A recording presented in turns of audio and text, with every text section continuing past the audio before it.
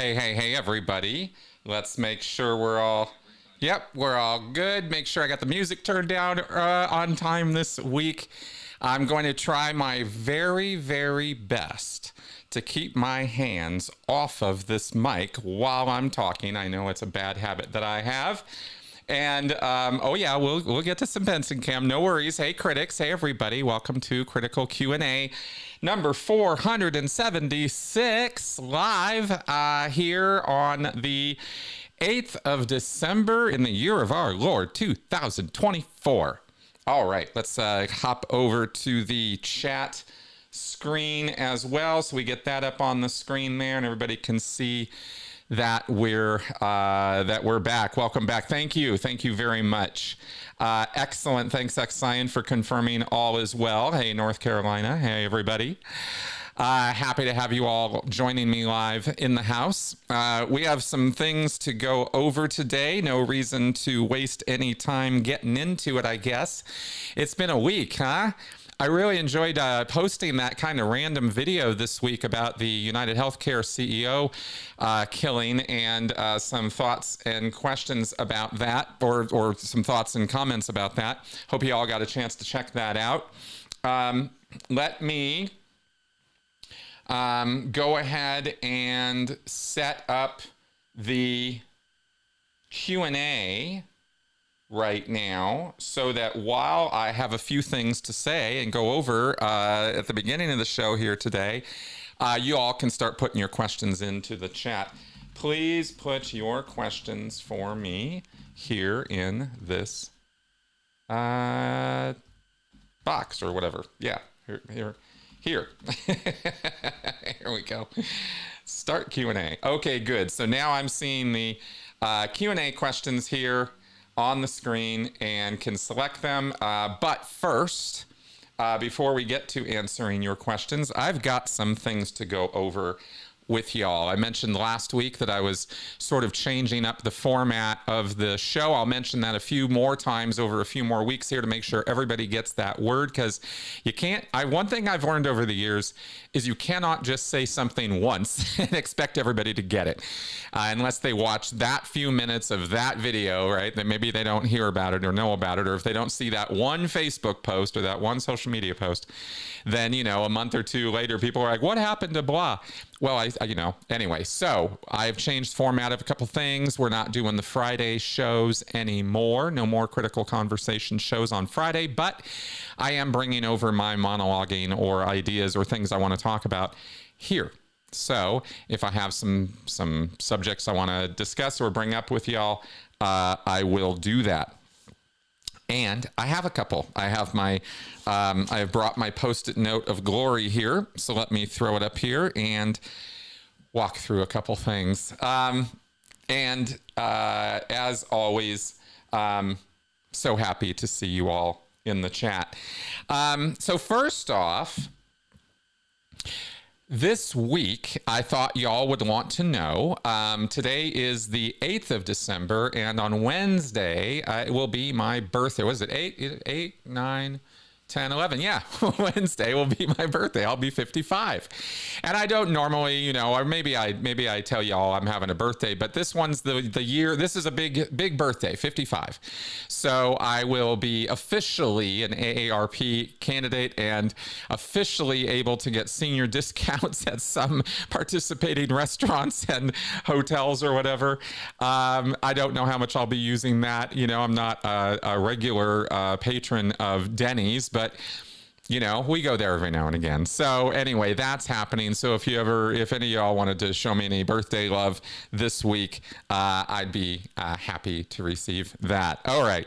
I had to comment on this because I don't in any way intend to turn my Q&A show into some kind of news commentary show. But there are things that happen that I feel are of interest and are something that maybe I could, that I feel I need to say something about.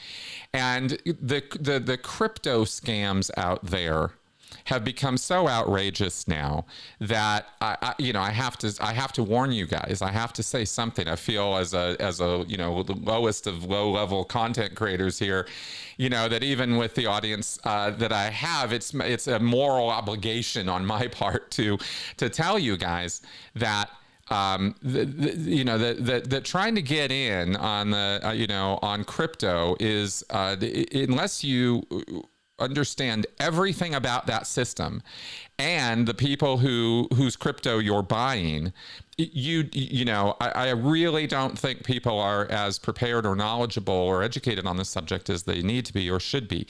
And this has gotten so blatantly in our face now, such a blatant scam. It's such snake oil, in other words, that even the Tuah girl got into it this week and did some kind of, I guess they call it a pull the rug operation or something, where she offered some crypto to her followers who eagerly jumped on board and invested millions of dollars in her scam. And this is all broken down by CoffeeZilla and other creators who understand this stuff a lot better than I do. But what I remarked about it was not, what a horrible person, Haley, whatever her name is. People get famous, people get notoriety, and it goes to their head, and they don't know and aren't prepared for what that is going to do to their lives. And sometimes, very awful aspects of themselves or their personalities can come out as a result. And sometimes people are taken advantage of when they are in that confusing whirlwind of public notoriety and attention. And, so this girl, becomes a meme, gets a podcast for some bizarre reason, and now is offering crypto, and cheated a bunch of people out of a bunch of money with it. I don't know that she understands what crypto is, but she still put her name to it and still forwarded that. And maybe she does know. I mean, that's not my point. My point really today in talking about this is for you all to not get yourself fooled, by something that looks so good. If it looks too good to be true, sounds too good to be true, it's because it is too good to be true. There's no such thing in this world as free money. Not for us. People up in the rarefied air of our socioeconomic ladder get all the free money. That's where all that free money is. It's all up there, right? In the form of interests and stocks and risk taking and that kind of thing. That's not for us. And I don't mean to get all us versus them. I just did that, but it's kind of I'm just trying to be more real about that, right? I don't want to see you guys get scammed. Okay, so that, and yes, as Mimi says here, it's an unregulated betting system. That's exactly right. And you are not going to win those bets any more than you're going to win on, those sports betting things. So anyway, just please don't let yourself be fooled by the prospect of easy digital money. It's all bullshit. Right? It's a scam. It's a setup. It's an operation where a number of people will get involved, get in before anybody else can. And apparently the Tuah girl had a bunch of pre-sales, which drove the value up. I don't pretend to be a stock guy or a crypto guy or understand all this, but the basics of it apparently with her or with this thing they drove the price up. A bunch of people got in thinking they were going to make a bunch of money. Then a bunch of people sold off their shares or something or their crypto right away. And the valuation of the thing, just goes out the bottom, and that's called pulling the rug on people. And not something you want to get involved in. Okay.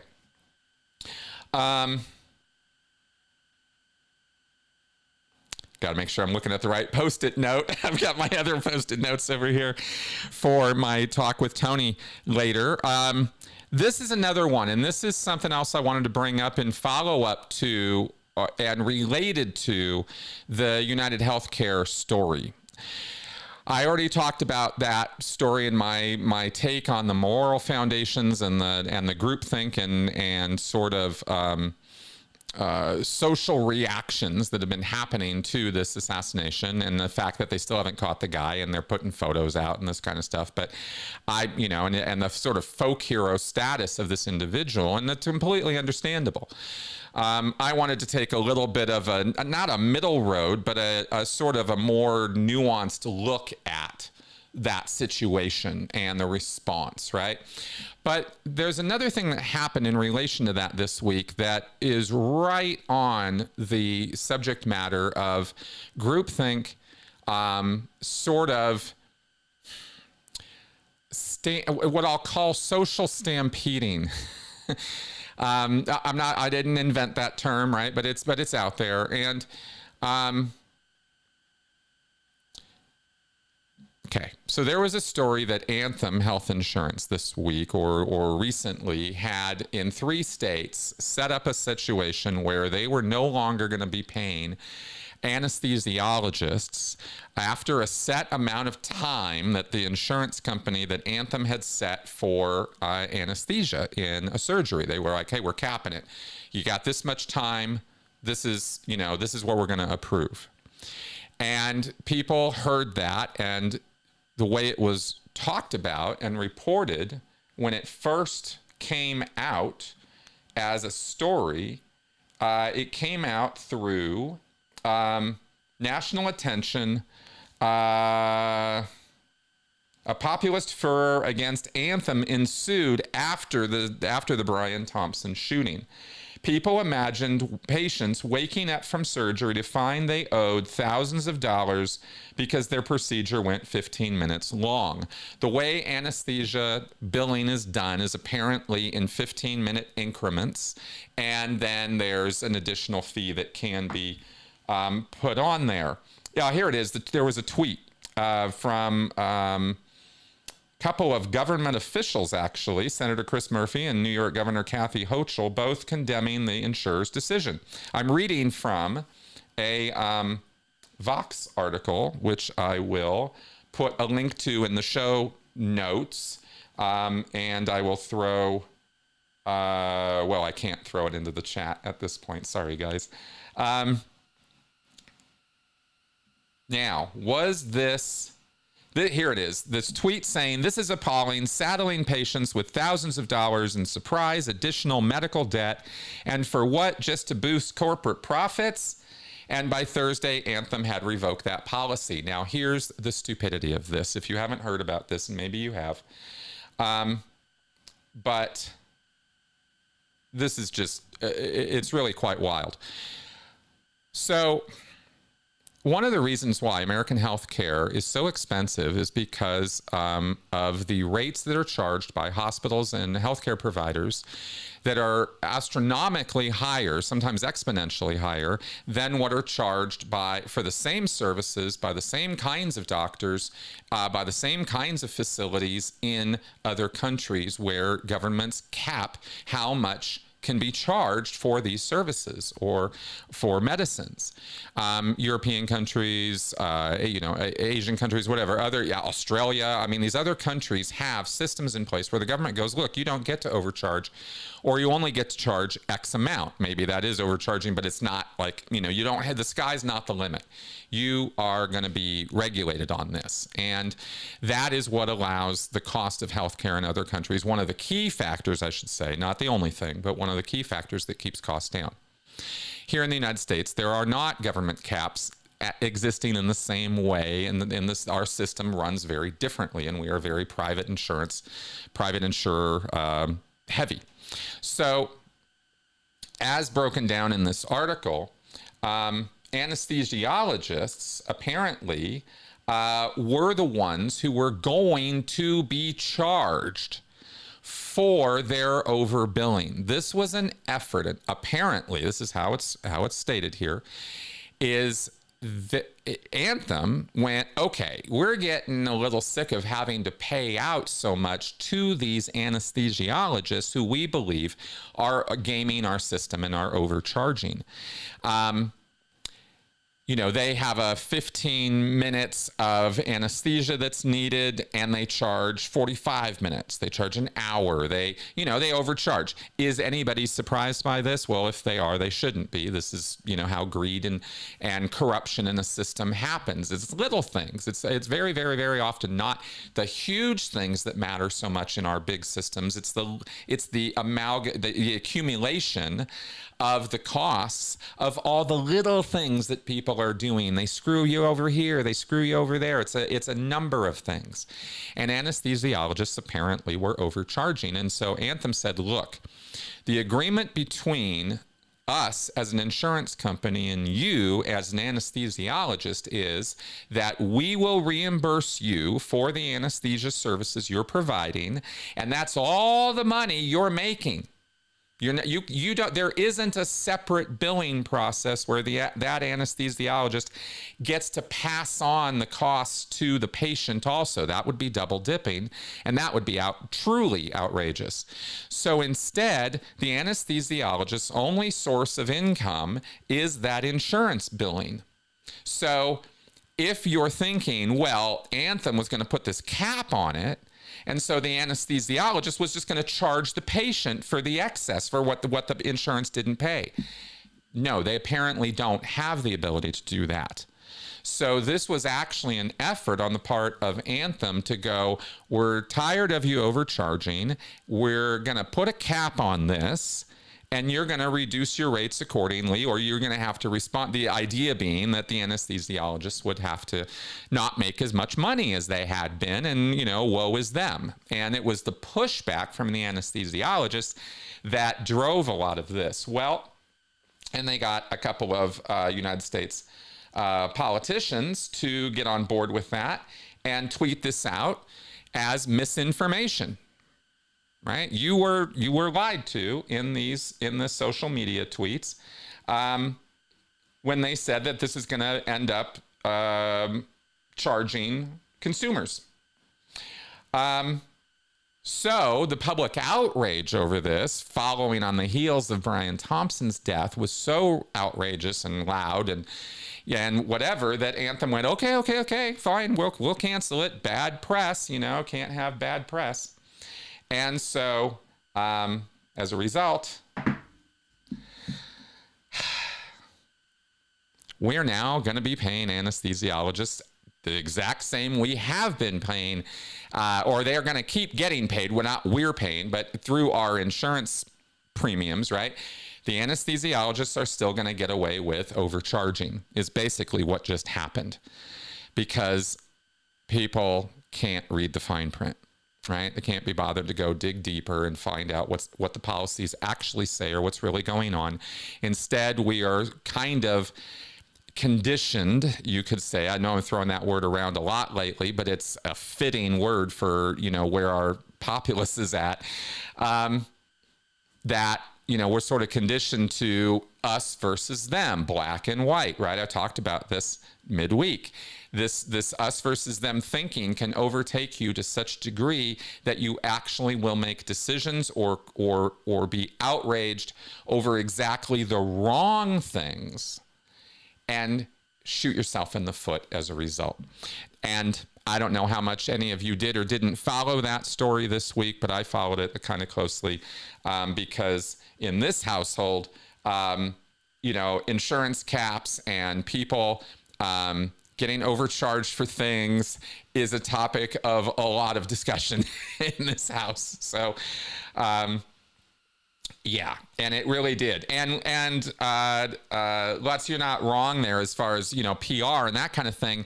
But I want you to think very closely about something, right? Because the challenge of PR is communicating to, in this case, a hostile audience, right? Could you imagine trying to send out last week or right now a pro-insurance company message? I mean, you see what I mean? Like the clash of this and the us versus them of our society right now is at such, we're at such extremes in our thinking that it doesn't arrive, right? You could have the best PR team in the world and it doesn't arrive. It's a tough challenge. It's a tough challenge. Okay. So I wanted to throw that out there.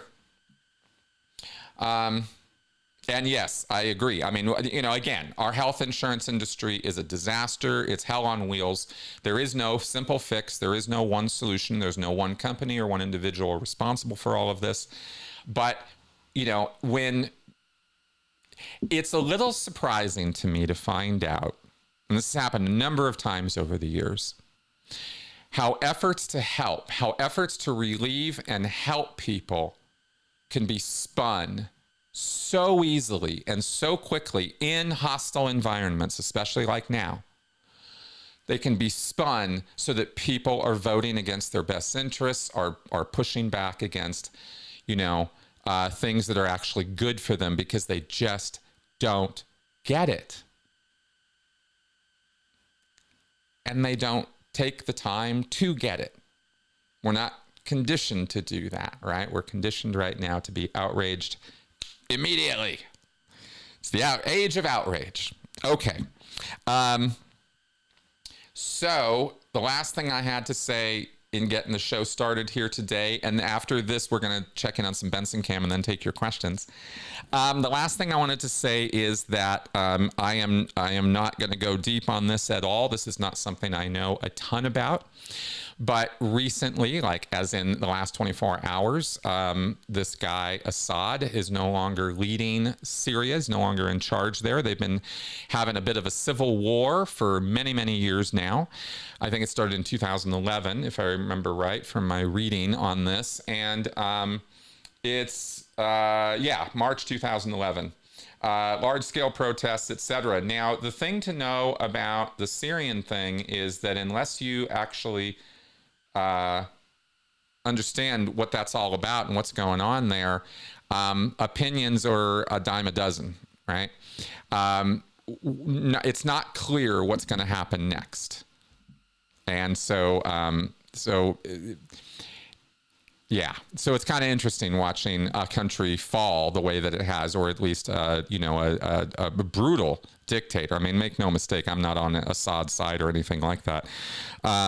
But it's not a black and white situation over there. The rebels and the rebel groups and the civil groups that fought all these years, some were supported by Iran, some were supported by Russia, some were supported by us or other governments. And there's a lot of complicated mess in that stew. It's not a tasty dish. It's a mess. And it's not clear at all what's going to happen over there as a result of kicking him out. So watch with interest, be curious is what I would say. Be very, very curious about that if you're going to dive into it at all, and resist social stampedes and rushes to judgment. That's all I'm going to say about that right now, because I think it's important to say that kind of stuff. These there are no simple civil wars, and if you look at the last 100+ years since our civil war, and the amount of acrimony and conflict and misinformation and wildly different opinions about why it started, how it started, how it went, what its after effects were, the restoration, all of that. You look at how much damage that did to our country and our population, even to the present time, and you can see the magnitude of what a civil war will do to a country. And they are that's so fresh, it's it just happened right there. So expect a lot of more tumult and stuff. Okay, maybe subject for future discussion. We'll see. Okay, so we got a ton of questions coming in here, so let's do some Benson Cam. Let me throw a Benson Cam up for you guys. Let me go back over here to, there we go. Boink. Okay, there's some Benson Cam for you. This is my little dog Benson, our little dog Benson. He's our little Shih Tzu Lhasa Apso mix, and we get some cam of him, and I'll throw it up on the shows here each week. So this is our little bundle of furry joy and love. This is him in my office, actually. That's my dirty floor. He's sitting on there. And here we go. Yes, there's my feet. No, those are Mel's feet. Anyway, I just love showing off my dog. I don't know what else I can say about that. He's just too adorable. All right. There he is. All right. Let's pop back to the screen. Okay, good. All right. Now we're doing a Q&A show. Maybe we should go ahead and actually do some questions, huh? Let's pop up to the top here. Okay, here we go from the top. If Scientology will be more protected under Trump, are the protesters in LA wasting their time? Okay. So you've heard me speak disparagingly about protesters. Not because protesting is a bad, wrong, or misguided thing to do or isn't effective, but I do believe that context is everything, and I say that all the time. And I believe that the form of protest matters. An awful lot of people had an awful lot to say about the protesting that was going on in March 2022, summer 2022, rather. The rioting, the Minnesota response to George Floyd, the summer, right? The COVID, remember all that? Right? All those protests that were happening, you know, and there was legit protesting going on. And by legit, I mean protesting that was not criminal. Okay. Now, I'm not comparing what's going on in Scientology protesting in LA to that. Nobody's rioting and breaking windows and beating up Scientologists. But, you know, they closed down a test center for a while. They got them to shutter the windows on the HGB for a while, and they disrupted Sea Org activities. They didn't stop or impede or in any way shut down Scientology. But it got in their way. They disrupted the operations there. Now Scientology, I'm barely following this, okay? I mean, literally one or two things I might see scrolling through Reddit is kind of how I keep up with, you know, what's going on in the LA protests. It's just not my thing that I'm following. But the little tiny, you know, bits that I've seen has just been nothing but drama between, you know, protesters and Now Scientology has hired private security guards, and they're the ones who deal with the protesters, and they get to be a little bit more rough, I guess, than the Scientology guards were willing to be. And I don't know where that's going to go, but I don't think of these protests as something that are going to get the job done of getting people out of Scientology, keeping people from going into Scientology, or shutting down or permanently disrupting anything Scientology's doing. And I would think that those would be the three things you'd want to do if you were protesting Scientology, or get the notice of media and legislators might be a fourth option here, in order to raise awareness and affect public policy in a way that, you know, that does regulate or further stop Scientology from being able to do what it wants to do, right? Those might be four or five goals you might have. I haven't seen any one of those things manifest here for that. So, you know, so not so great stuff. But that all being said, and all of my opinions being fully up there on the flag, being flown around for criticism, I still think that doing any sort of protesting is not a total waste of time. I would not say going out and protesting is a waste of time, as a general rule, right? But I would say that it's a waste of time to the degree you're not strategically or tactically trying to accomplish one of those four things, right? 4 or 5 things. So that's kind of my short answer on that. No, yeah, no. Okay, OBG Foster asks, do you think the events in Syria are related to Trump's election or just the latest chapter of Sunni-Shia conflict? I'll say the latter before the former. I don't...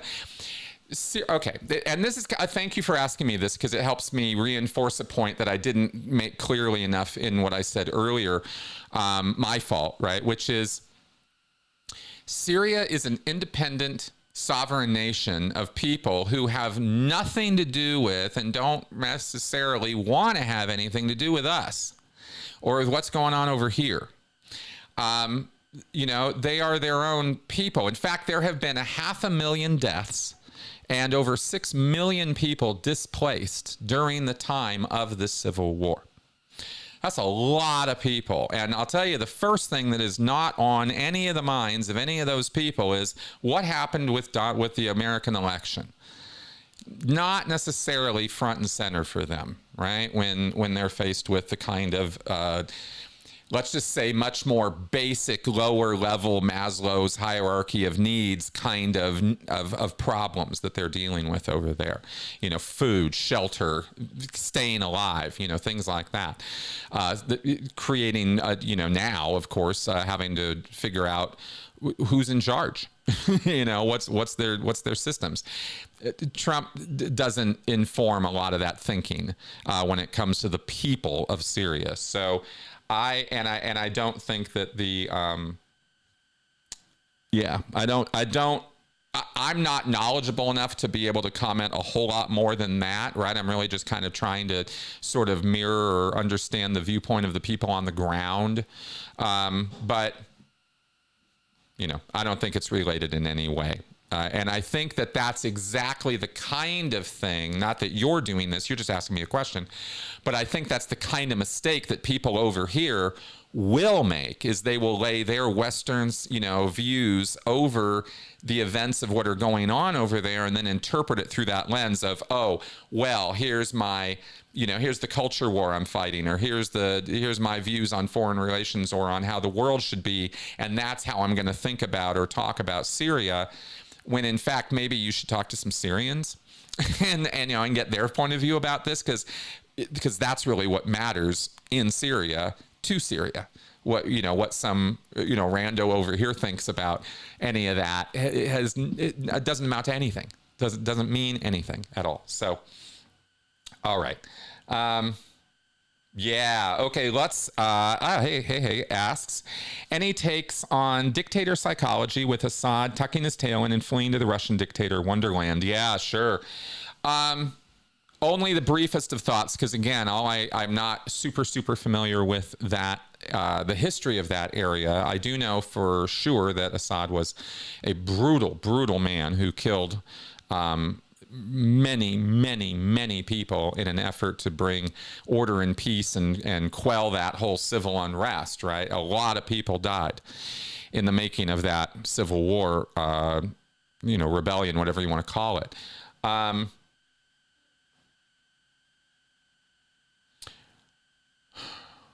Russia, Putin, has a lot of problems around the dictator problem. and that part of the world is challenging.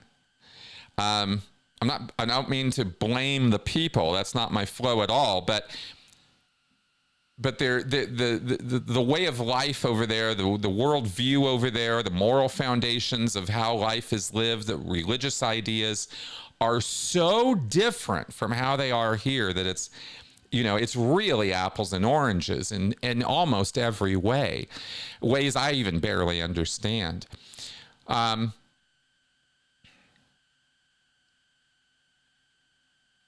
This is not, there's the support for Assad and Syria, as I understand it, from the Putin regime, obviously failed. I mean, it obviously didn't get done what they wanted to get done. And Syria is now up for grabs or in flux. Putin's still going to try to stir the pot there, have influence there, and accomplish his sort of geopolitical goals in that region, which include having allies around him. This is resource management. This is, this is all that kind of stuff. And I don't really want to get too deep into it other than to say that it's interesting how authoritarians can kind of stick together in this weird way, right? For mutual support and for sort of mutual overlording, of their power over their people.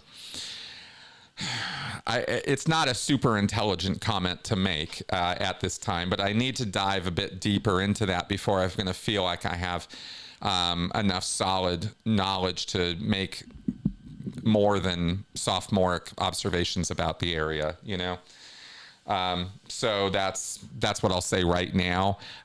Clearly, this is an area I need to learn more about, and I would like to. Yeah. And I think what I'm trying to do here is follow my own advice of not jumping to conclusions about things I don't know enough about to make conclusions about. Okay. Stuart Gorman, want to buy some of these AI crypto get rich mega vitamin subscription service healing magnets? Oh, sign me up. That was a great question, Stuart. You nailed all of it in one. All right. Okay, this is a great question. Why are people so bad at statistics? Casinos, for example, count on it and take advantage of it to make millions of dollars. Absolutely right. And it's a kind of intelligence we are bad at because it has never been in our evolutionary best interests to be really good at it. Counting things is not a high value evolutionary skill. Estimating numbers is. That's what's important. Generalizations are kind of more how life units evolve and respond. They're very generalized ideas of things, right? So, and by this I mean,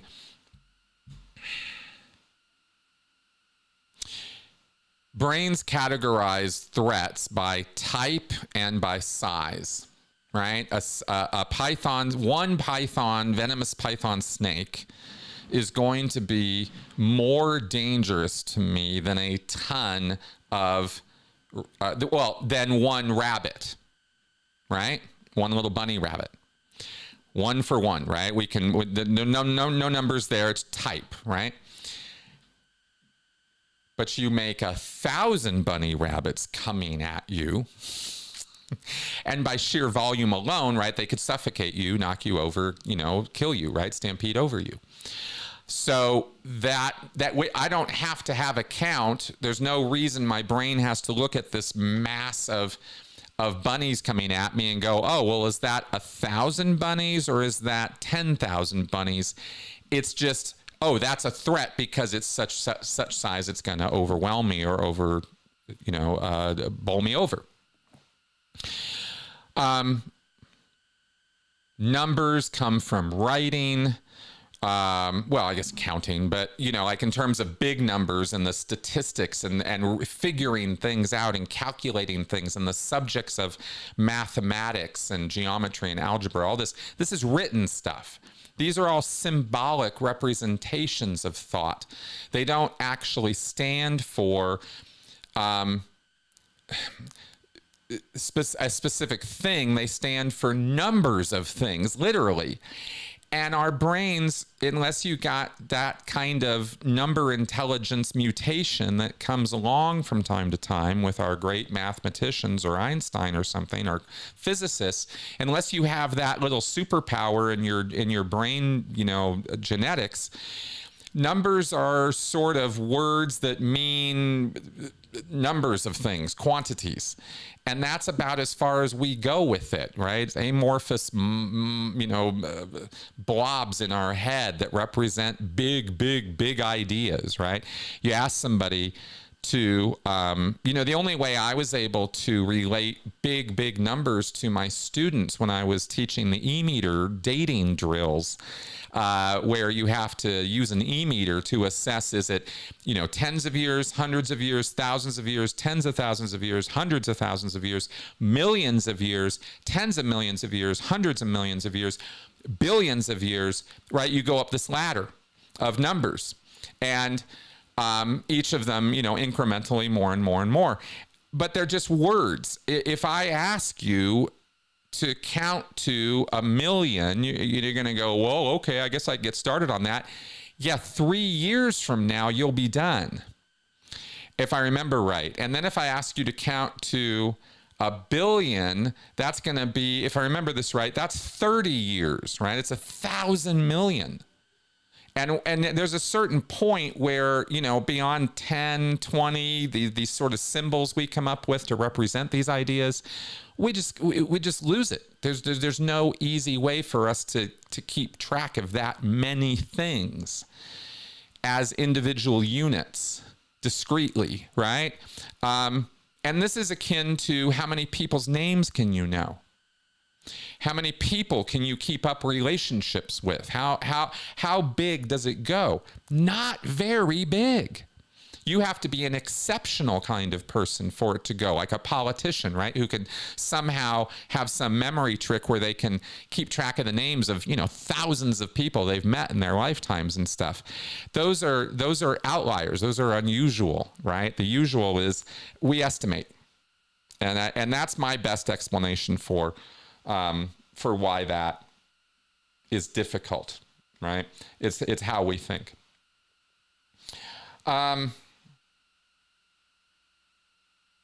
Oh, absolutely. There's a great question. George Smiley asks, has the schism in the ex-Scientology community changed any of your views on cult recovery? For me, seeing the use of YouTube as therapy has revealed another level of damage I hadn't realized. Yeah, you're making a really good point, George. YouTube is not therapy, and it shouldn't be used for that as such, in that telling a story is cathartic.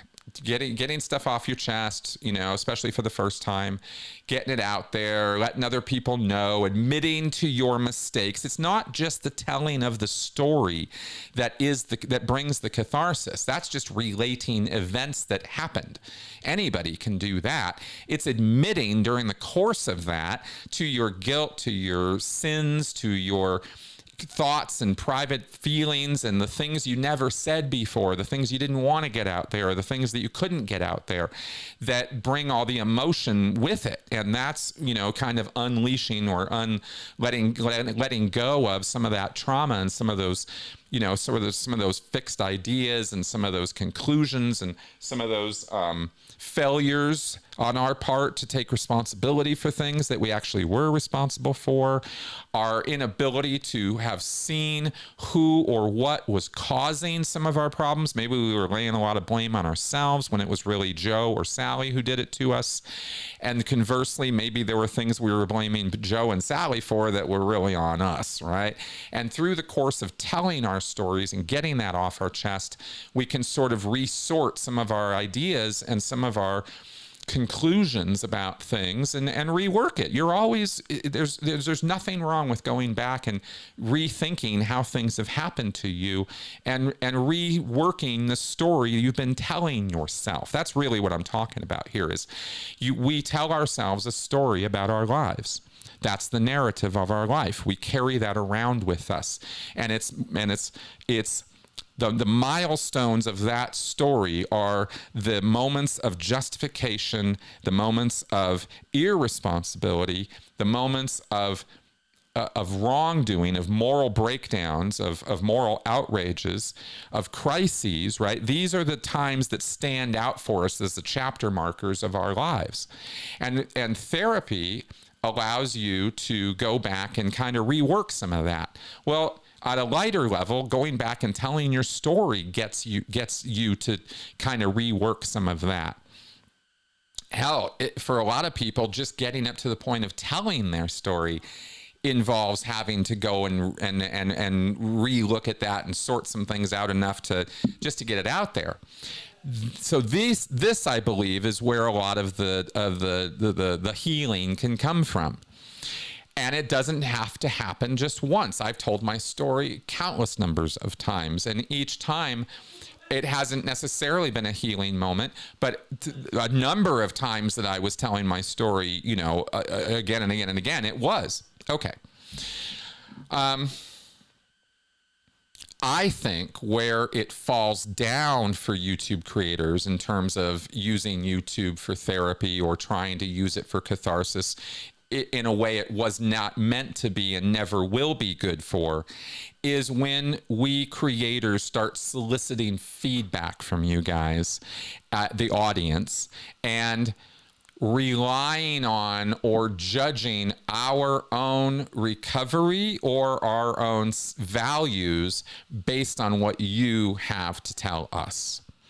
Right? I'm going to throw my story out, not for the purposes of resorting my narrative or figuring out what happened to me or recalibrating everything, but I'm going to put it out here for your approval. Will you please approve of me? And if you don't, if you criticize me, if you find fault with me, if you tell me how stupid, irresponsible, criminal, horrible, awful, whatever that I am, I'm going to take all of that inside of me and I'm going to make it part of this too. And I'm going to, you know, have to rethink my identity and rethink my value based on all this feedback I'm getting from you guys. That's where it goes off the rails. All the way off the rails, and I mean deep end off, because that should never ever be the point of doing this. Of course I've made that mistake. I don't know a single content creator who hasn't at some level, but when you're dealing with people who are already in a negative sort of space, they're not at a level of mental health or awareness or storytelling where they feel healed or recovered, they're in a bad way. And so they're already down, if there's a scale or a level somewhere, right, to measure this, right, then they're in the negatives, they're in the red line. And then now I'm going to ask you guys, right, for a bunch of your approval. And if you don't give it to me, somehow I haven't earned the right to get up into the green zone, right, to get into the black. I don't know, it's a stupid analogy, but it's an example of, I hope it communicates, right, that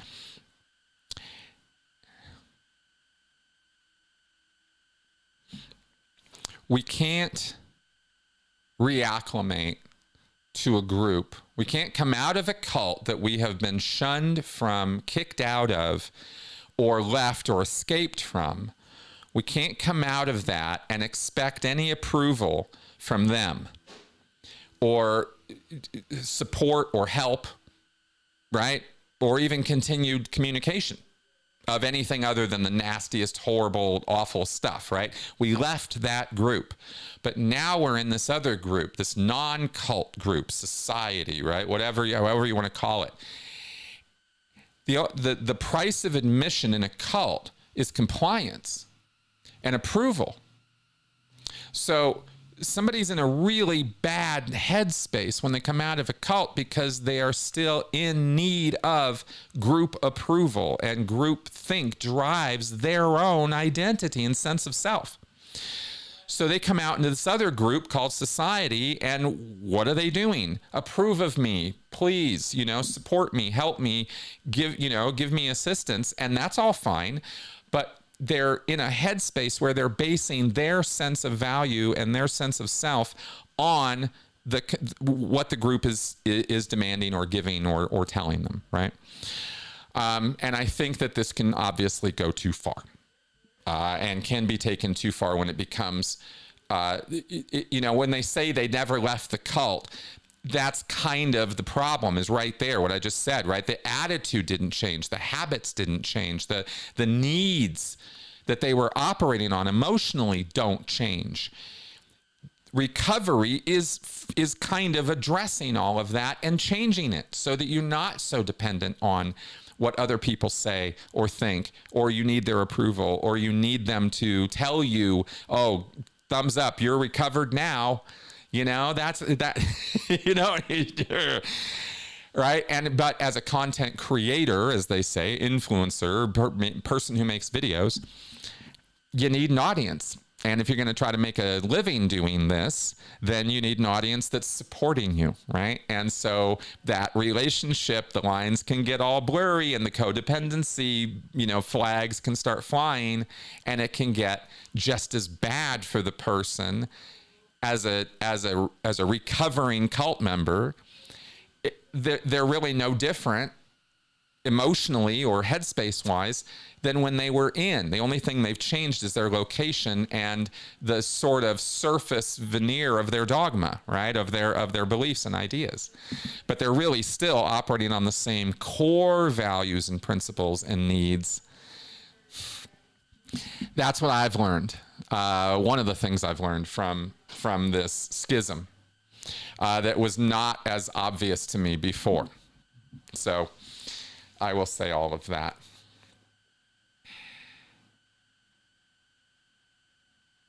Okay, let's carry on.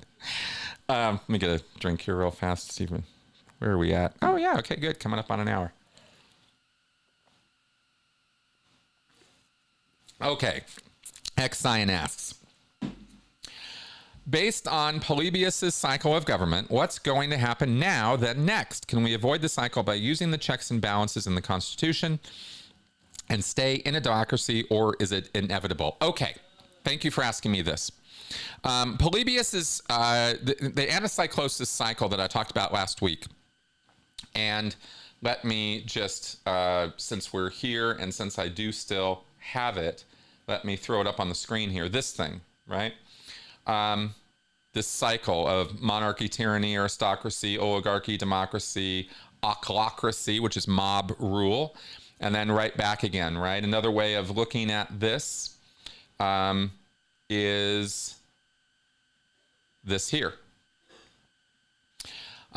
which shows you rule by one, to rule by few, to rule by many. Okay, so just wanted to throw that up there real fast so people would know what we were talking about.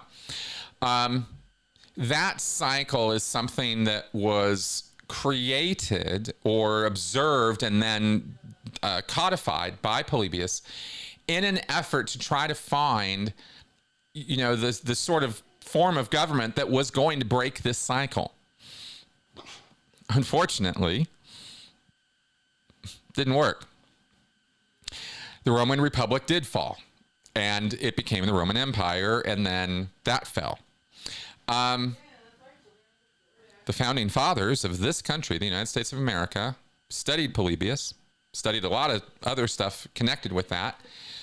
This thinking goes back to Plato, and Polybius is the one who actually put the Anacyclosis cycle together, and people have been studying it and talking about it and criticizing it ever since. And the founding fathers were very, very on board with this because they were faced with a similar, what are we going to do here? We went from this monarchy, rule, colonialism, imperialism. We don't want that. Okay, democracy, rule by many, right? And they set that up, knowing full well of the foibles of that system, of any system, but specifically of the democratic system, right? Is it does eventually experience rot within, and it falls.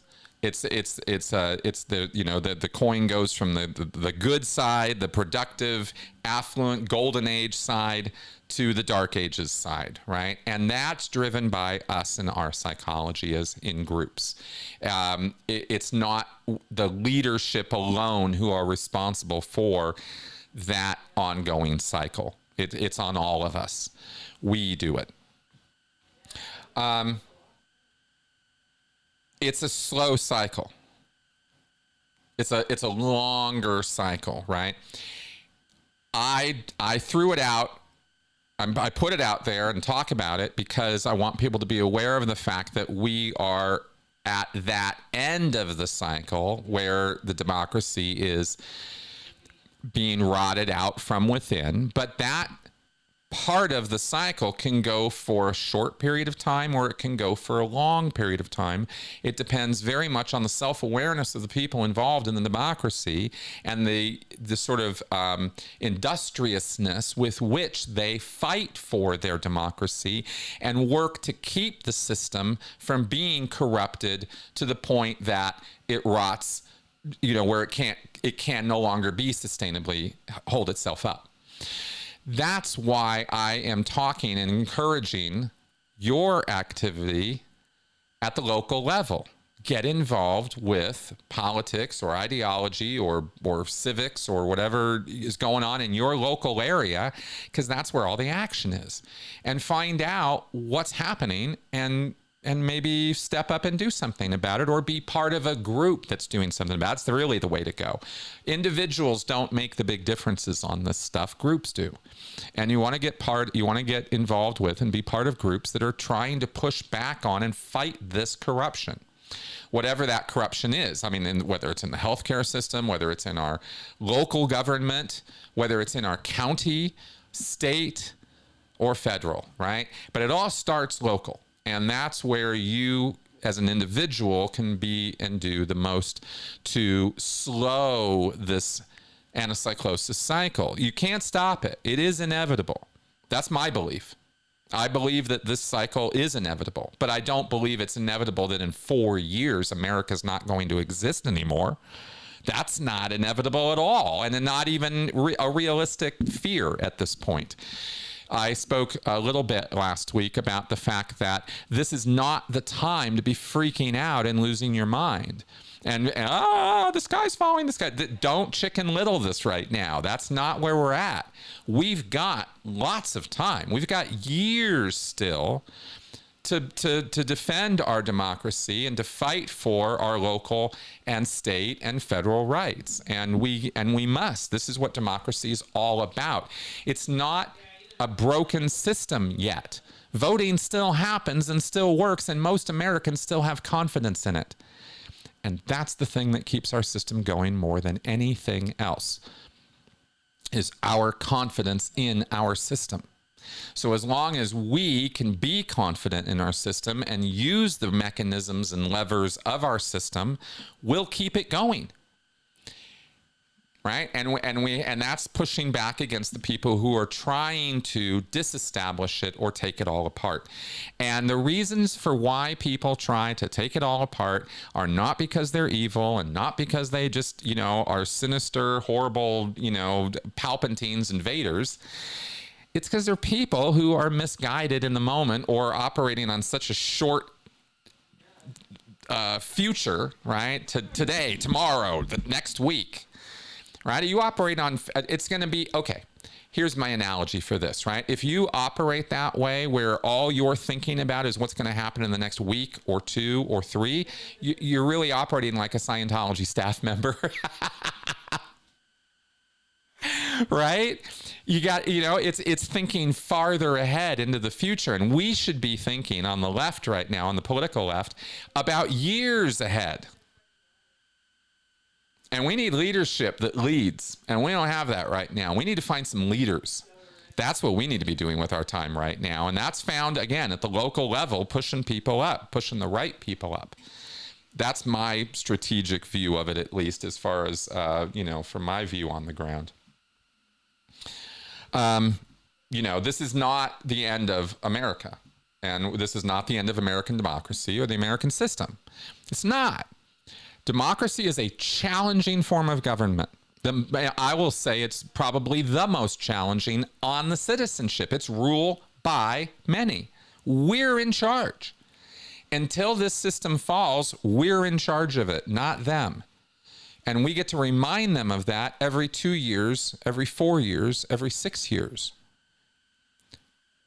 That's the system we're living in, right? Know that, own that, be responsible for that as part of it. I think that's a healthier way to think about this stuff. Okay.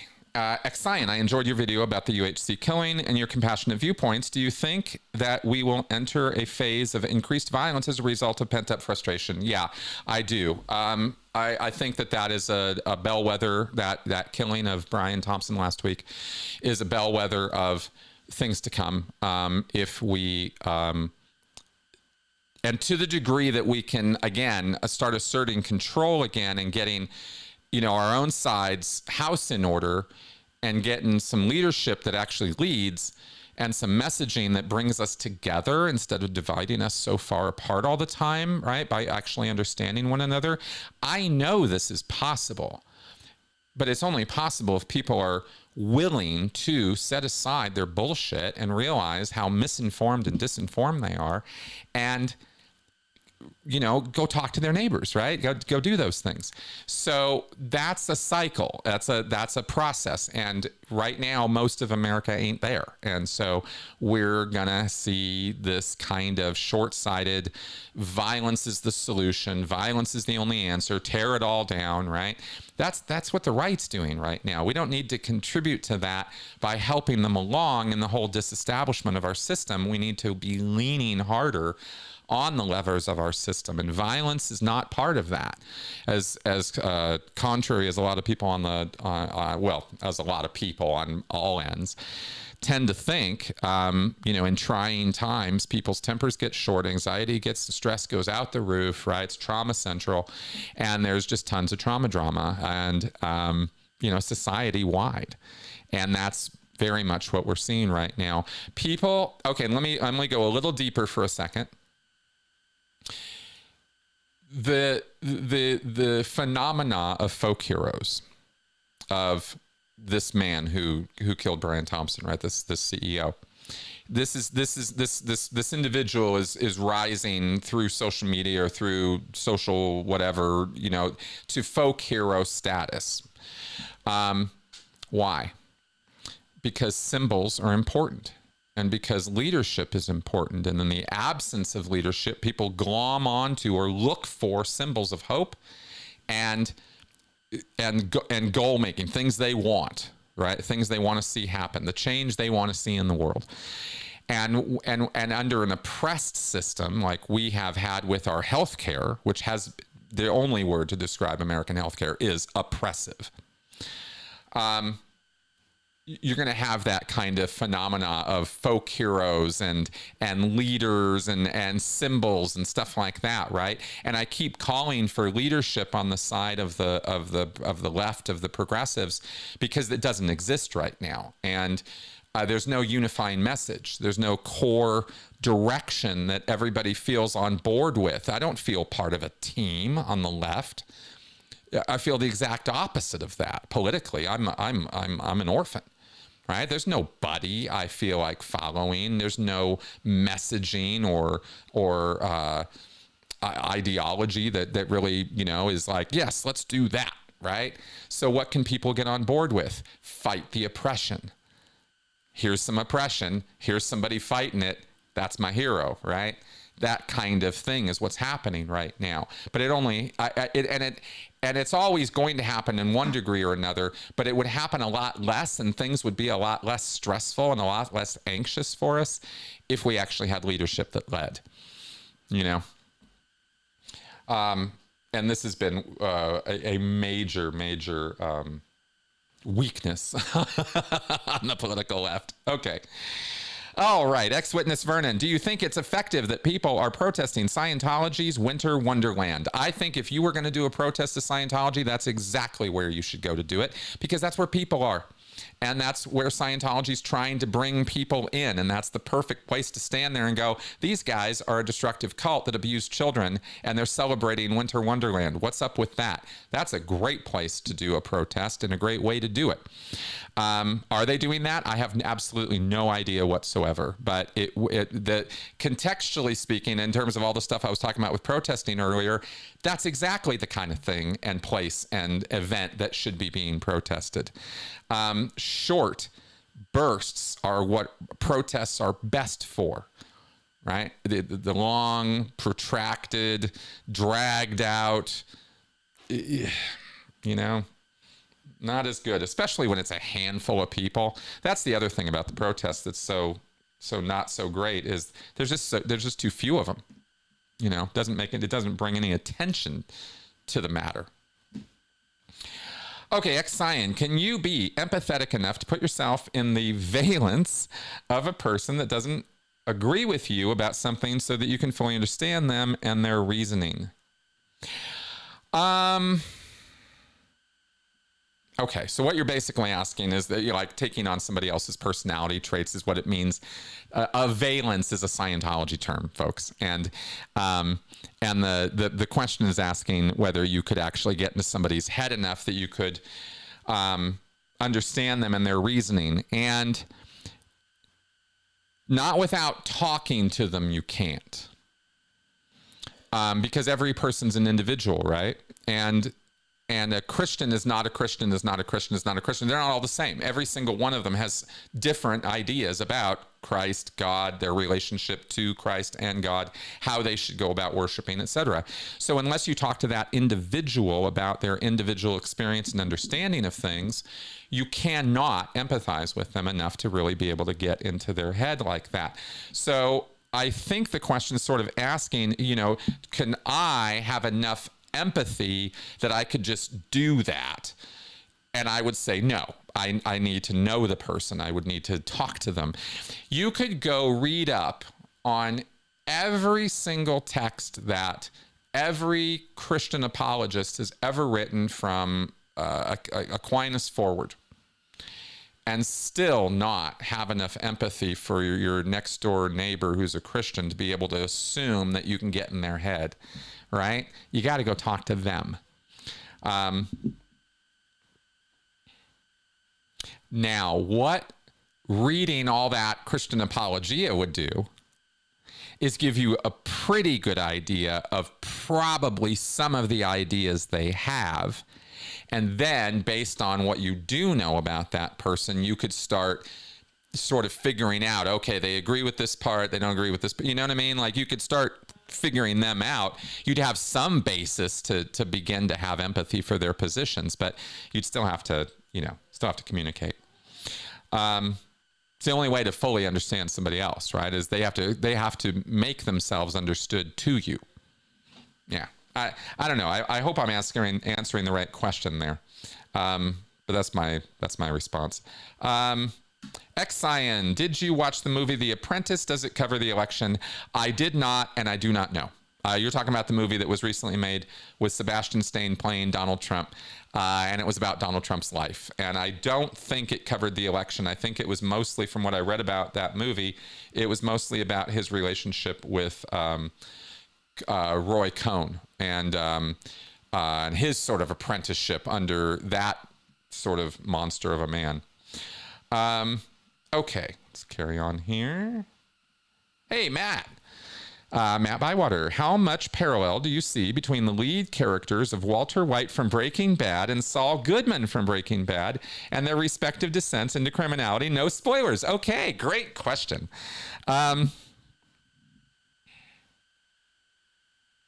Okay. Both Walter White, if you've watched Breaking Bad and you've watched Better Call Saul, then you know that both of these characters, and I won't give any spoilers here, follow separate paths of dissension into criminality and murder. In that murder is happening. Again, no spoilers, right? I'm not saying Saul Goodman becomes a murderer or Walter White becomes a murderer. There's just a lot of violence and murder.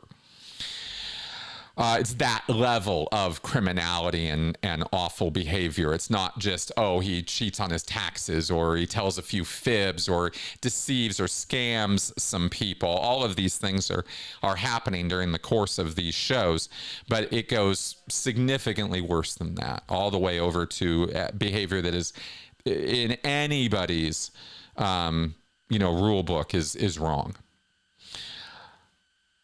But how they go about getting there could not be more different.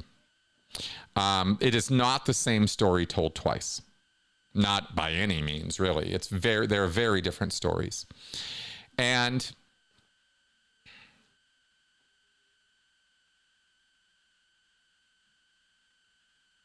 Interestingly, I was just sort of thinking about Malephanies, right? I was like, can I relate this back to that? And I think I can.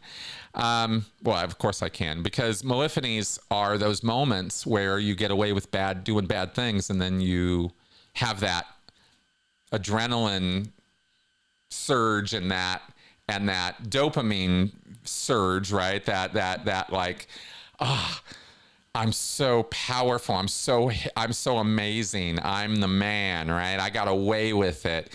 And it's empowering. Those moments of empowerment are what I call Malephanies. They are moments where you have an epiphany, right?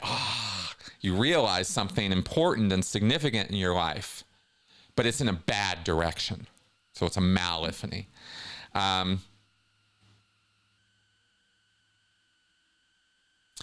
See, Saul's psychology, Saul Goodman, the guy Better Call Saul, right? Jimmy is the character's real name. Has a family dynamic and a psychological background and makeup that is markedly different from Walter White. And I can't get into spoilers without, I can't describe the specifics of the differences without getting into a lot of spoilers. But for example, it's not a spoiler to say that Jimmy or Saul has a real problem with his older brother, and a real position problem and authority problem right from the beginning of the show, with being taken seriously, being considered a good person, a serious person, a knowledgeable person. His brother doesn't think of him as any of those things. And there are things that Jimmy has done to deserve some of that, but at the same time, it's a contentious relationship. And Jimmy's older brother, who's played by Michael Keaton, by the way, or not Michael Keaton, Michael Michael McKean. Okay. Great. All the actors in this thing are amazing. Saul, or Jimmy, also has a relationship with his girlfriend's paramour, romantic entanglement, that has a lot to do with how he goes down the path he goes down. There's a sort of an egging on relationship with his. Anyway, there's that too, right?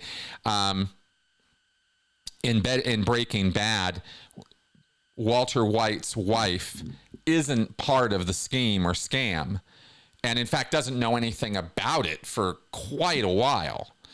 You are well into the show before his wife even gets a clue as to what's going on. So again, very different storylines. So as far as parallels, okay, so how much parallel do you see? I see parallels in the sort of nature of the Malephanies that they experience along the way. Now, I need to go back and actually watch all of Better Call Saul again.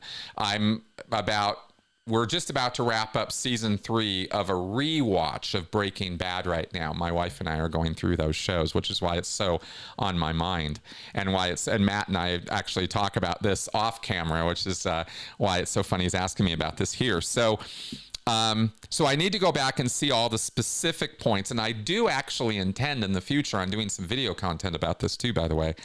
That's why I'm rewatching.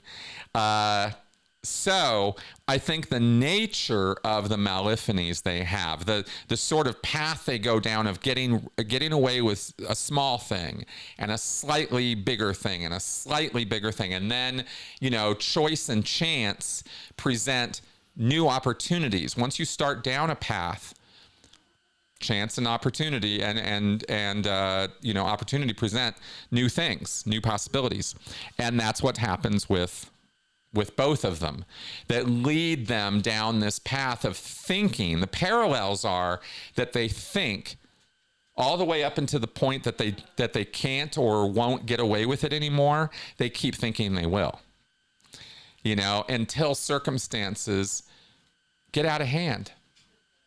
And if there's something that both shows have very much in common, it is showing how the path of evil, or the path of destruction that people can put themselves on, is never a path of solitary destruction. It always brings all of the social and professional contacts down with it.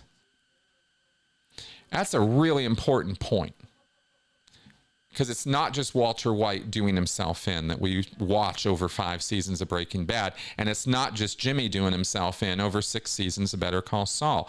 It's all the things that they do around them. And I mentioned this recently, you know, I really think it's worth mentioning over and over again is how destructive one person can be to an entire group of people around them.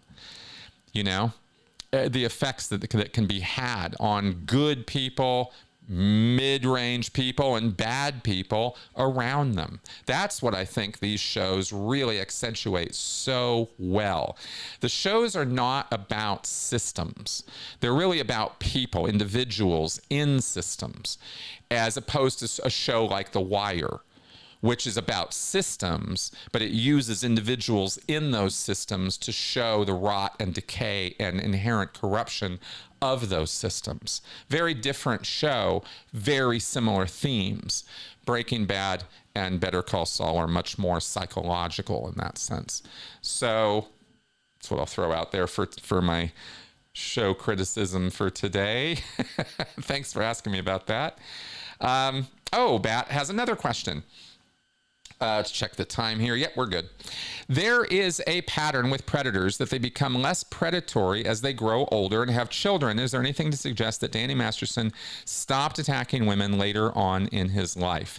That's a great question. My understanding is that there were multiple accusers of Danny Masterson, many, many, many of them, who we don't know anything about or don't have their names or know anything more than that they exist. I heard numbers as high as 12.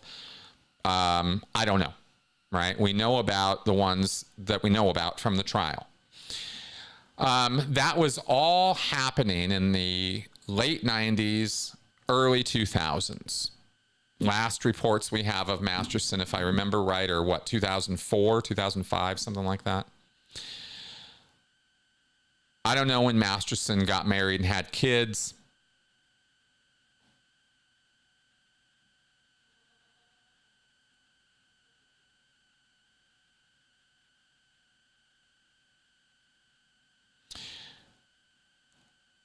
I don't know what the dates of his last accusers are. We don't have that information, right?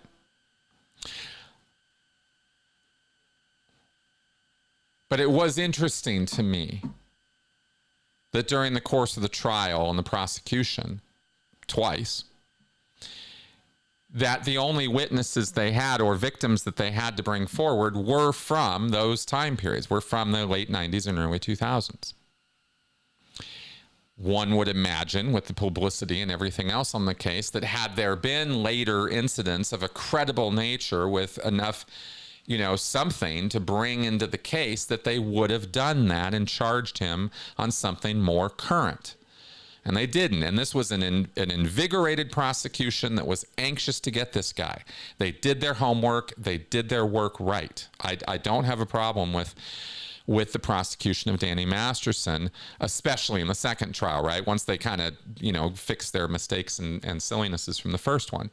So these were not disinterested, just another day at the office kind of district attorney work that was done on Masterson's case, leading me to believe that there probably weren't credible accusers from a later time period, which leads to the suggestion that perhaps Masterson toned down his behavior at a certain point or stopped entirely.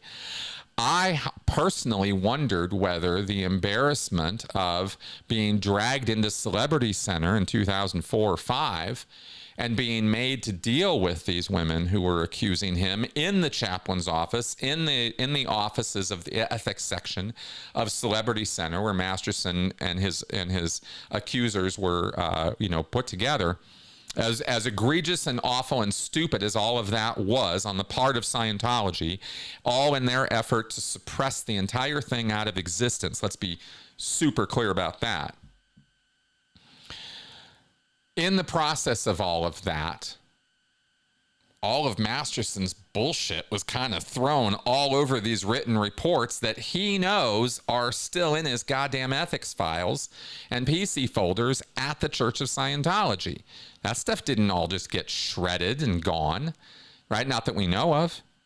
Were law enforcement to actually subpoena it, it might suddenly disappear in an accidental fire, but they never did, right? They didn't try to go that route because that's not admissible evidence anyway, just so y'all know, right? Just because somebody wrote a report on somebody else in Scientology doesn't mean anything to their guilt or innocence. And it just wouldn't even be admissible in court, right? That's literally the definition of hearsay as I understand it. So anyway, beyond all of that, we have this suggestion, and I kind of wondered at the time of the trial, I think I even wondered out loud once or twice about this, maybe that was enough to kind of shock and awe Masterson to knock it off. Stop drugging women. Maybe not. Predators are predators, and they are predatory. Even in their old age, they can still be complete, predatory douches. So, really hard to say. But if you follow the evidence trail that I've laid out here, as far as we understand things and as far as the accusers go, it's possible that Masterson just knocked it off. I don't know. Right? Can you knock it off? I mean, that's a legit question. Don't know.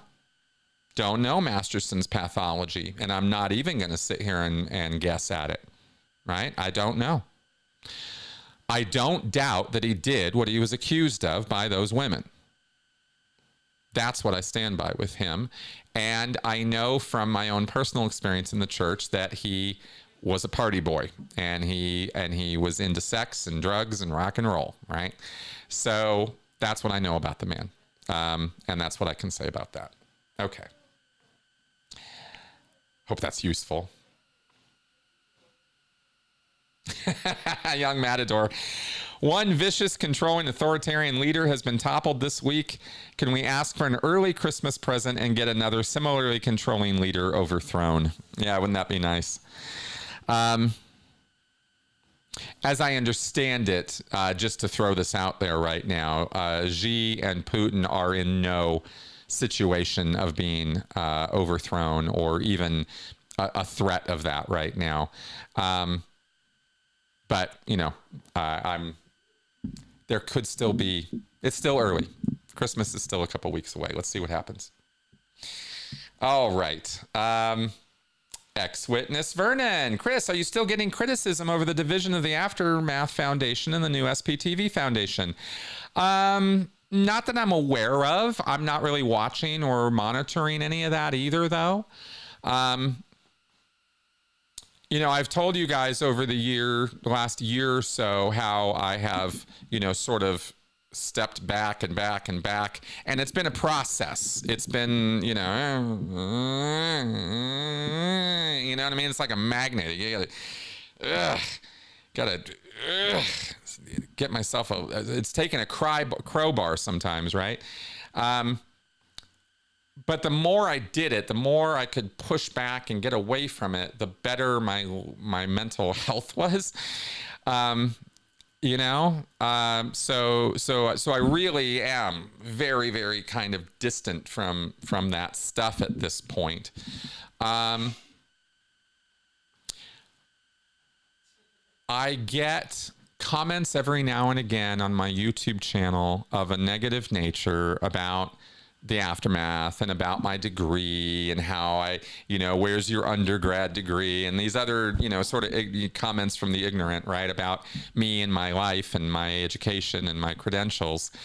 And it bothers me that I get that. It would bother anybody, I'm sure, right?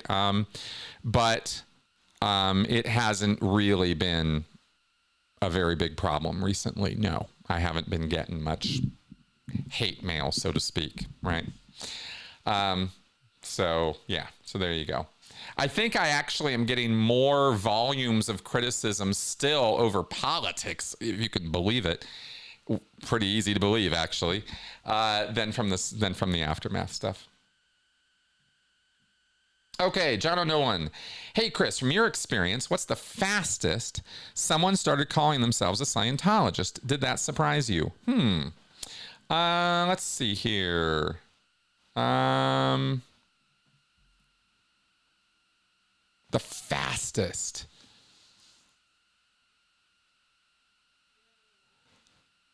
I'm thinking of two people in Santa Barbara. I was staff in Santa Barbara, California at the church there for 8 years, from 1987 to 1995. And while there, I remember a guy came in, got a Dianetic session, did a Dianetic seminar. That's it. He did the weekend seminar. And at the end of the seminar, he was standing there all smiling and happy and, blown out after having this auditing session that induced a bunch of euphoria. And he was all giddy and he was laughing while he was saying, I'm a Scientologist now. Who knew, right? Something like that, that kind of attitude. So that was about the fastest I ever saw it happen with somebody. It was like a day or two.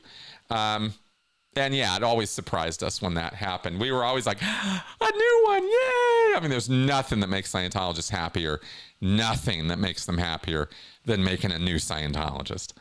That is for sure. Cult members love getting more cult members. Okay, ex-witness Vernon, what kind of chaos do you imagine when Trump closes the border and starts rounding up the illegals, immigrants?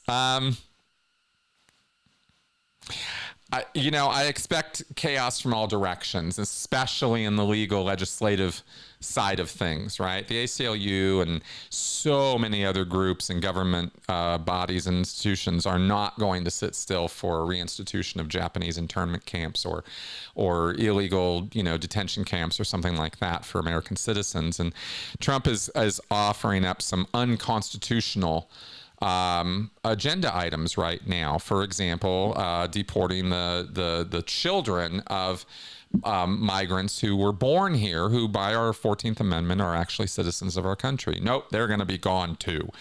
Well, he just doesn't have the right to do that.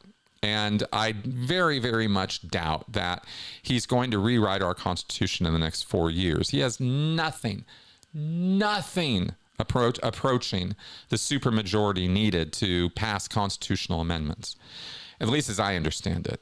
I'm not a constitutional scholar, but I know you need a supermajority of Congress or the American public in order to pass constitutional amendments. I do remember that from my civics class, and I know for a fact that the Republicans don't have anything even approximating a mandate or majority right now.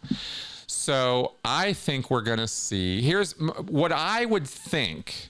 Okay, let me throw this out there, and whether it happens or not, this is how I think they would get a political win on this topic of illegal immigrants and illegals in the country very, very easily without having to touch anything on the legislative side of things.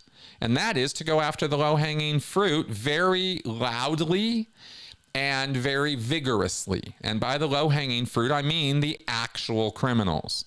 The people who come to this country, who violate our laws, don't want to be part of the system, aren't paying into Social Security. I'm not talking about migrant workers. I'm not talking about people who come here for a better life. I'm talking about the criminals. And there are plenty of them. Not the majority of them by any stretch of the imagination are criminals. But they exist. And there's a lot of them. And you could go after them.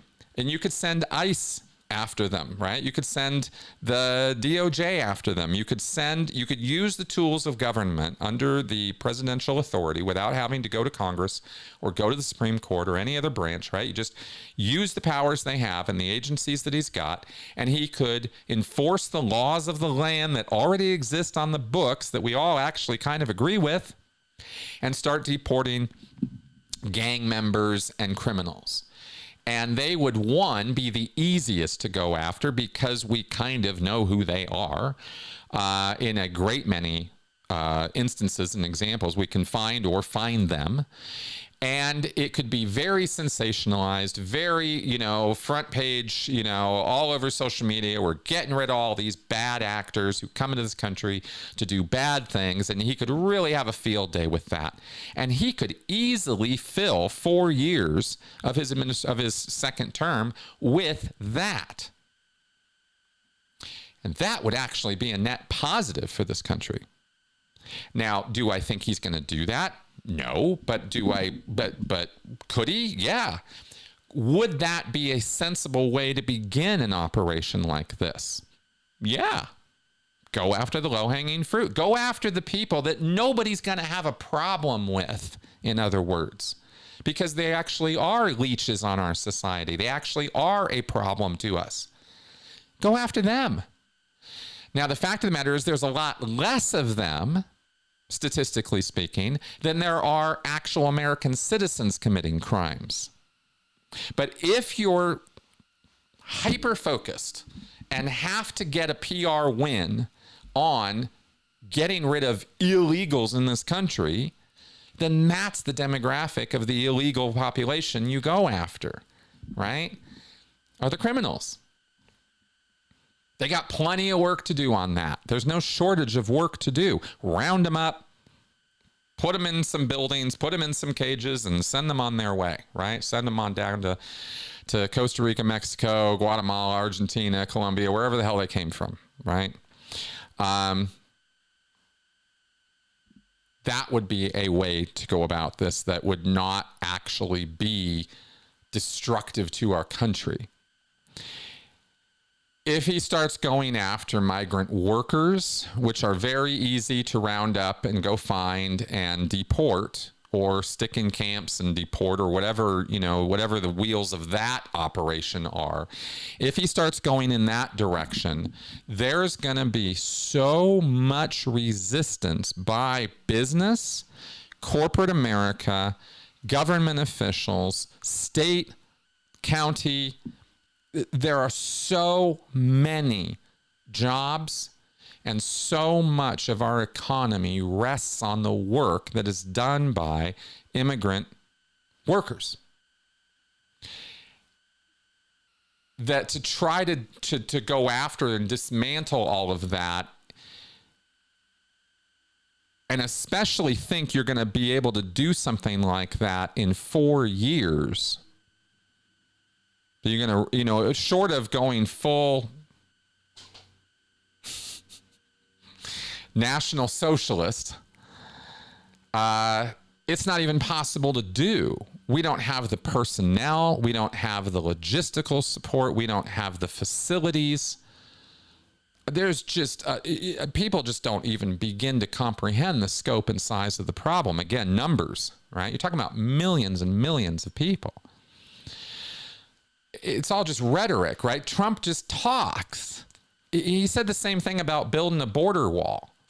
And I kind of think about this rhetoric along the same lines. I could be horribly wrong.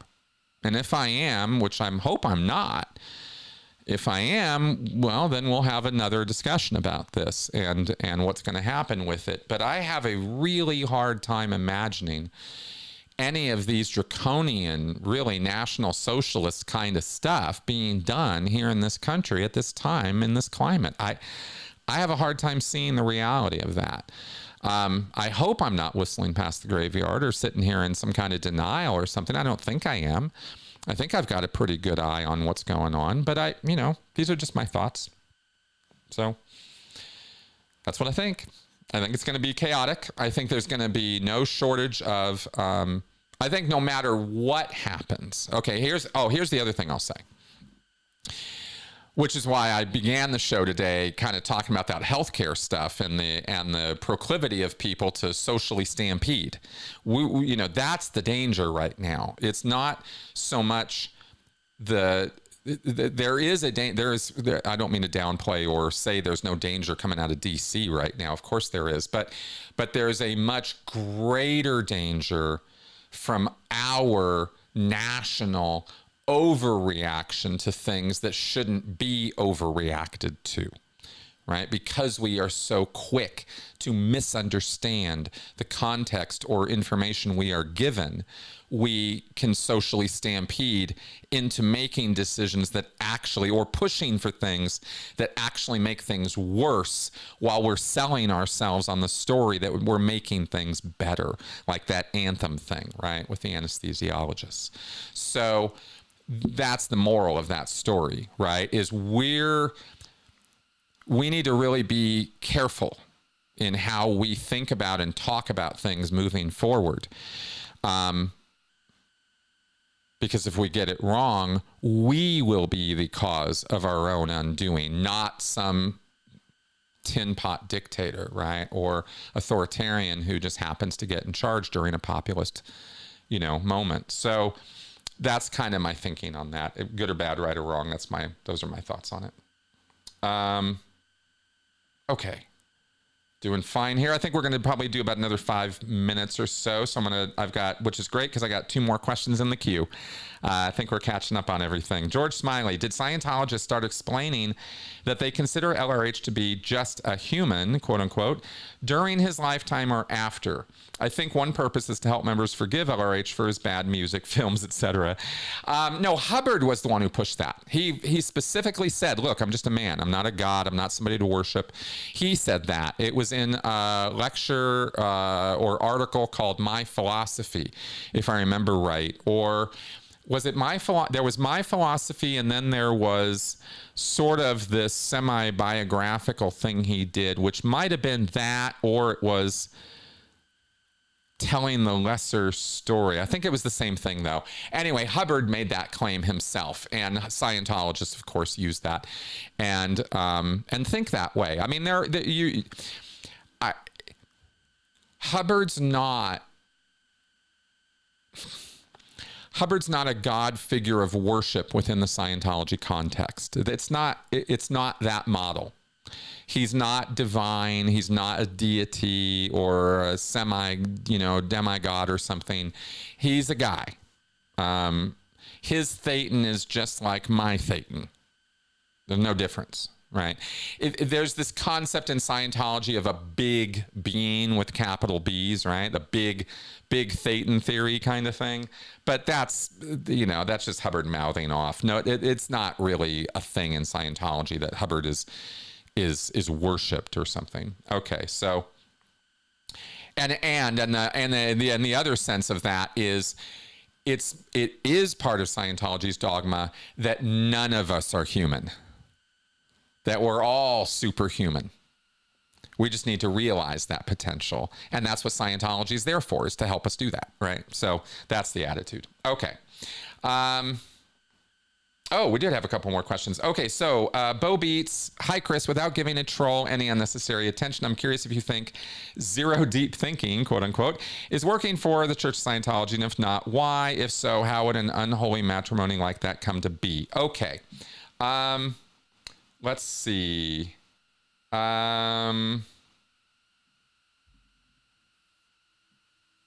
There was a period of time where I believed that certain critics in the ex-Scientology space, or certain bad actors in the ex-Scientology space, let's call them agent provocateurs, because that's what they are. Trolls, if you will. I believed that the Church of Scientology or the Office of Special Affairs could have had something to do with making that happen or paying for that or something like that. But the fact is, until you see the receipts, you can't really know for sure, because the world's a crazy place and people in it on social media have lost their damn minds. And I mean, some of them have really just lost their minds, or they create a persona of someone who lost their mind. And they put that out there as for entertainment purposes or to get followers or get attention, right? Attention. It's attention-seeking behavior. You cannot tell just by looking at somebody, whether they're evil or not. You can't tell just by listening to somebody whether they're, lying to you or not, right? You need more than that. And so I've become more skeptical and more self-critical about, instantly assuming that just because somebody is acting a certain way or saying certain things, they must be OSA or they must work for Scientology. There is, as Tori Christman has put out over and over and over again over the years, invaluably continuing to share the message, though, we can never ignore the fact or deny the fact that the Office of Special Affairs is a real thing with real people who have nothing to do all day long and all night long except target and harass and stalk and bother and annoy us, people who talk critically about Scientology. That's their job. And they do their job. They don't slack off on their job. They don't fuck around on their job. They don't treat their job as something just to do so they can get a paycheck. That's not the attitude of people in the Office of Special Affairs. They are deadly serious about their work. I've worked with them. I've been on both ends of it. I've sat across from people from the Office of Special Affairs who had it in for me, and there's just nothing there. There's no humanity registering in their eyes. They will do anything to accomplish their ends. Anything. There is nothing off the table.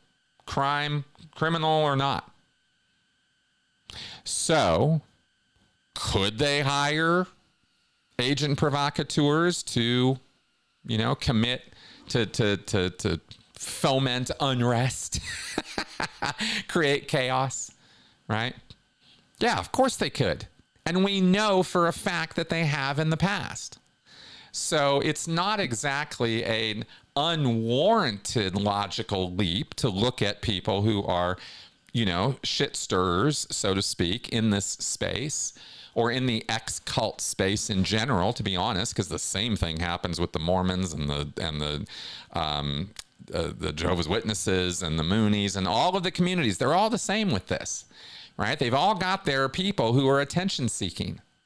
And maybe the motivation for those attention-seeking people is because they're being paid to do it by the cult, or maybe they're just doing it because it's attention-seeking behavior, and it fulfills whatever needs they have. Really hard to tell. All right, there's my whole dialogue on,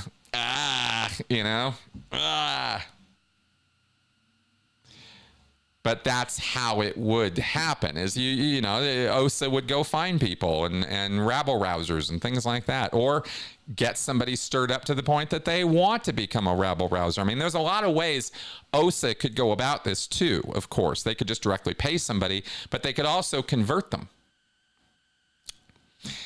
Okay.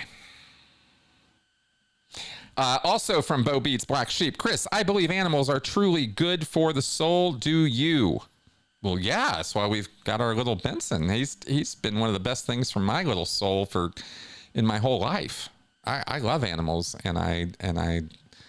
yes, animals are definitely good for our soul. We have long since, I'll just say this and move on because I don't want to go too overboard with this, but or make anybody upset about this, but we have long since passed the point of homeostasis with the animals in our world. We are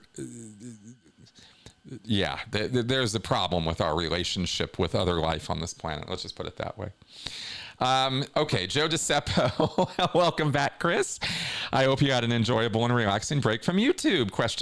Yes, I did. It was definitely a good time to be away from YouTube, away from some social media for a good long time, few weeks. Watched a bunch of videos, learned a lot of stuff, read stuff, watched stuff, took time away. A lot of time away, actually. Really nice time. Walks, exercise. Spent time with Benson. Spent time with my wife. Spent some time with friends. It was just good all around, So, yeah, good times. Thank you. Thanks for asking about that. Okay, last question, and then we will wrap up. From Joe, how do you think the collapse of the Assad regime in Syria will impact the Ukraine war? Do you think Assad fled to Russia or UAE or elsewhere? Well, apparently he has fled to Russia, or is under Russian protection right now, as I understand it from headlines I saw.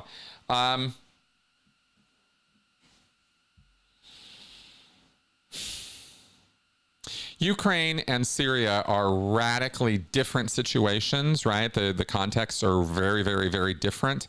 In other words, the end game of Ukraine is not Zelensky out of, fleeing to Russia, right? He's not working with Putin. He's working against him. Assad was, Putin's puppet or let's say heavily influenced. I wouldn't actually say puppet. I don't know enough about it to say that, but, certainly relied on Putin. So I think they're very different situations. I think they should be regarded differently. I would not think about them in parallel or as to things they have in common. I'd think about them more in terms of all the things they have very different about them. So how will it impact the Ukraine war? Well, there will be a perception of weakness on the part of Putin that could that people will believe could be exploited somehow. But I don't think that that's true. I don't think that that's the case, that Putin is somehow weakened by Assad's fall and the regime change that's happening in Syria. That's not going to weaken Putin's attitudes or thinking about why he's doing what he's doing in Ukraine. If anything, it would increase Putin's resolve to double, triple, quadruple down on his prosecution of the Ukrainian war. If anything, that would be the effect it'll have on Russia and on Putin, is he'll be even more motivated to accomplish his Ukrainian goals, which are to take over the country and own it geographically so that it is not part of NATO, and he has that buffer zone as well as the resources of the country. So as I understand it right now, and I don't pretend that it's all just so simple, but in broad strokes, I understand that that's what he's after there. So that's what I have to say about all that. And that was the last question in the queue. So I'm going to close that box right now. No more questions coming in. I want to thank you guys for joining me today. Yeah, this was fun. I'm glad you all care enough about what I think to join me for this. I want to throw out at the end of the show here, let's make sure I didn't miss anything. You can support the channel through Patreon. Oh, I didn't highlight this enough. I am posting my videos, my podcasts, and this show on my Patreon page every week now, ad-free. So if you're sick and tired of YouTube's ads, and I kind of am thinking that they're being a little too energetic with their ad policies these days, I'm ad supported on YouTube. I want y'all to click on the ads, right? But I think it's gotten a little ridiculous. So there's an ad-free experience on Patreon of my videos if you want that, right? I post links to my clips, but they're short, right? So that YouTube doesn't usually throw an ad or two in there anyway. But on the longer term stuff, I know it can get a little bit much. So if you sign up for my Patreon and support me through that, then you'll get the ad-free experience. Okay. Other than that, you will see my show with Tony tomorrow. We're going to record that in a few minutes, I believe. And otherwise, maybe I'll drop something midweek again. It was kind of fun to do that. Maybe I reserve the right to do it again. And thanks for coming around, guys. On that note, bye-bye.